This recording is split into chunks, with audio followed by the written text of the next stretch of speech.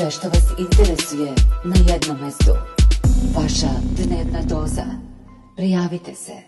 Jovana Dronjak, supruga Aleksandra Dronjka, jednog od dvojice braće nastradalog u teškoj nesreći kod Umke, kaže da je iz medija saznala za pogibiju svog muža.